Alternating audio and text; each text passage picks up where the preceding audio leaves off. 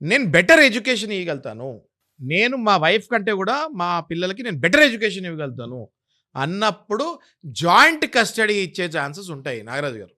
అప్పుడు కూడా permanent custody ఇచ్చారు వెంటనే. జాయింట్ కస్టడీ ఇస్తారు. జాయింట్ కస్టడీ ఇచ్చి కొన్నాళ్ల తర్వాత పిల్లవాడి అభిప్రాయం తీసుకుంటారు.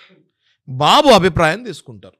బాబుని కూడా ఎవరు ఇన్ఫ్లుయెన్స్ చేయకుండా జడ్జి గారు ఆ మైనర్ బాలిక కానీ మైనర్ బాలుని కానీ సపరేట్గా రూమ్లోకి తీసుకెళ్ళి అడుగుతాం జరుగుతుంది.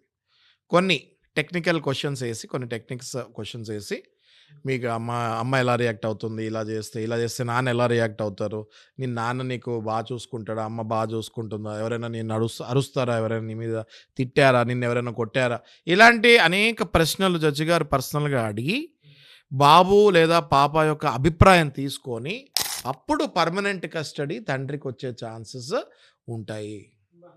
ఇంత ప్రాసెస్ ఉంటుంది నాగరాజు గారు. ఇంత ప్రాసెస్ తర్వాతనే ఆ చైల్డ్ని పర్మనెంట్ కస్టడీ ఇస్తానికి కోర్టు అంగీకరిస్తుంది. లేదంటే పర్మనెంట్ కస్టడీ అంత ఈజీగా రాదు.